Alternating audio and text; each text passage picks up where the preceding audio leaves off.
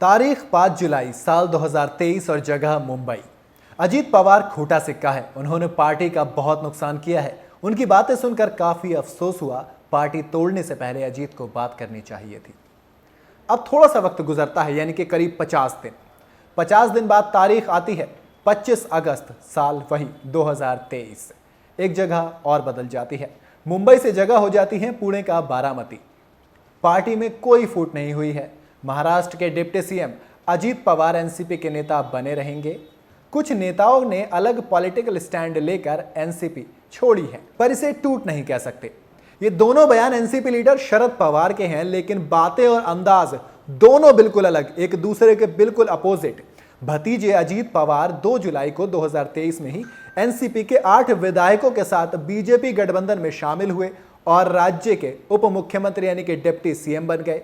तब लगा कि एनसीपी शरद पवार के हाथ से निकल गई है, लेकिन इस वक्त महाराष्ट्र की सियासत में क्या कुछ हो रहा है ये कोई नहीं कह सकता। कई बार तो लोगों को सब कुछ होने के बाद ही पता लगता है कि भैया ये हो गया है। एनसीपी से अलग होते ही अजीत पवार महाराष्ट्र के डिप्टी सीएम बनाए गए। 5 जुलाई को मुंबई के वाई चौहान सेंटर में एक सभा में उन्होंने कहा कि शरद पवार की उम्र हो गई है और उन्हें राजनीति से संन्यास ले लेना चाहिए।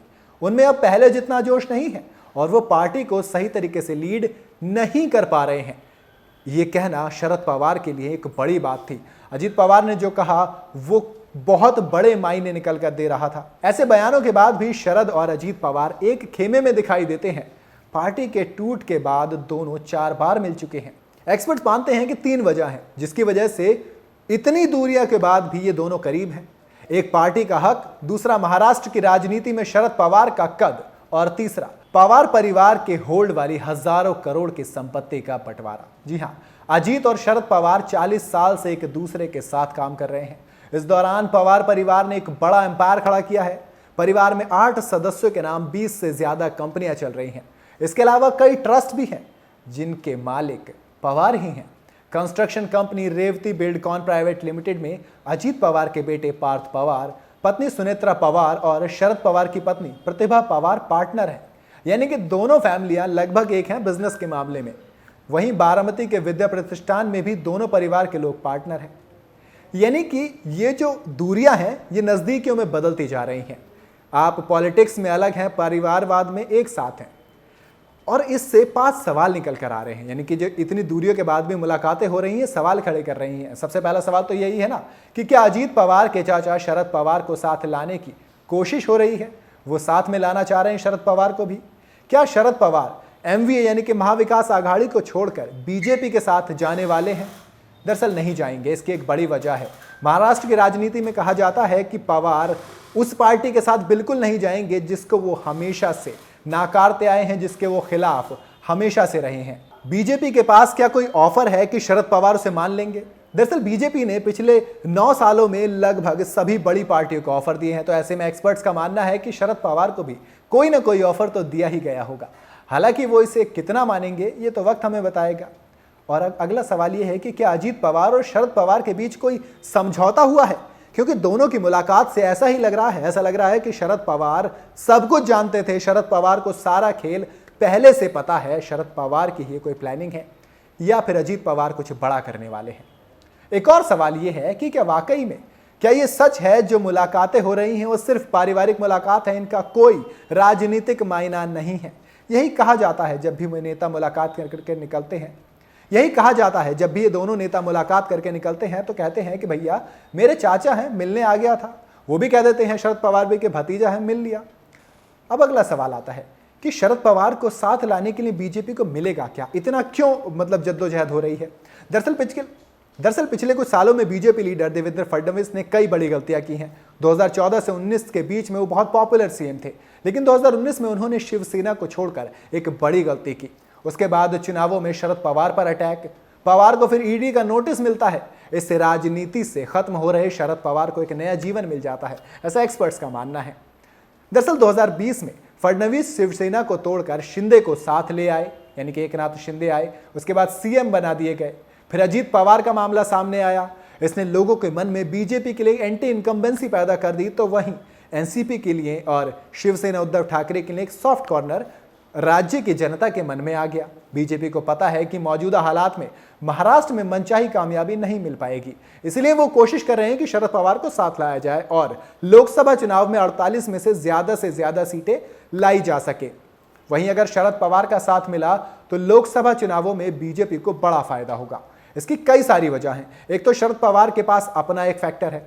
दरअसल महाराष्ट्र की पॉलिटिक्स में, पॉलिटिकल कल्चर और पार्टियों में शरद पवार की जगह सबसे ऊंची मानी जाती है। पश्चिम महाराष्ट्र और मराठवाड़ा के कोऑपरेटिव सेक्टर में उनकी मजबूत पकड़ है।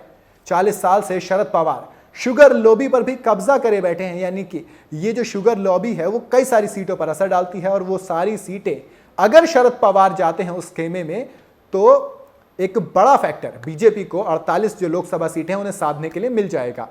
वहीं चचा भतीजों की मुलाकात है, उससे कौन दिक्कत में है? सबसे ज्यादा दिक्कत में तो कार्यकर्ता और विधायक हैं। दरअसल अजीत पवार और शरद पवार लगातार एक दूसरे से मिल रहे हैं। वो भले से ही कह देते हैं कि हम तो सिर्फ चाचा जी की तबीयत पूछने गए थे, और इसके साथ ही कांग्रेस नेता पृथ्वीराज चौहान ने कहा है कि बीजेपी शरद पवार को बड़ा ऑफर दे रही है। इसने और ज्यादा कंफ्यूजन को बढ़ा दिया है। महाराष्ट्र में शरद पवार की छवि ऐसी है कि वो बोलते कुछ हैं और करते कुछ हैं, और यही ऐसा लग रहा है कि होता हुआ नजर आ रहा है। ऐसे में जो उन 4 मुलाकात हैं उनको भी अगर आप देखेंगे तो पहले तो कह दिया कि प्रतिभा पवार, यानी कि मैं अपनी चाची की खबर लेने गया था। उसके बाद जब दूसरी मुलाकात हुई तो कह दिया कि आशीर्वाद लेने गए थे हम शरद पवार का। तीसरी मुलाकात एक बिजनेसमैन के घर पे हुई जो कि कई घंटों चली। उसके बाद फिर दोनों मिले एक और जगह। तो इस तरह से ये जो मुलाकातें हैं ये कुछ ना करें तो भी एक पॉलिटिकल, कहते हैं ना कि एक बड़ा ही एक गड्ढा खड़ा कर रही हैं जिसमें कौन गिर जाए कोई नहीं जानता। इसी तरह से जो इन दोनों की पॉलिटिक्स है, शरद पवार को चाणक्य कहा जाता है महाराष्ट्र की राजनीति का। तो ऐसे में बीजेपी और कांग्रेस अब दोनों कंफ्यूजन में है, क्योंकि कांग्रेस को ऐसा लग रहा है कि हालांकि शरद पवार ने क्लियर ये स्टैंड दे दिया है कि मैं महाविकास आघाड़ी में हूं और मैं कहीं नहीं जा रहा, बीजेपी के साथ मैं कभी नहीं जाऊंगा। एक्सपर्ट्स मानते भी हैं इस चीज को। लेकिन आप अगर नहीं जाना तो आप इतनी सारी मुलाकातें कर ही क्यों रहे हैं? आप नरेंद्र मोदी के साथ भी स्टेज शेयर करते हैं। आप अजीत पवार को भी, अब पहले जो कह रहे थे कि अजीत पवार ने पार्टी तोड़ी है, ये गलत किया है, अब उनके भी सपोर्ट में आ गए। सुप्रिया सुले उधर कह देती हैं कि अजीत पवार कहीं नहीं गए हैं, वो पार्टी का ही हिस्सा है। तो इससे सबसे ज्यादा कंफ्यूज जनता और विधायक हैं उनके।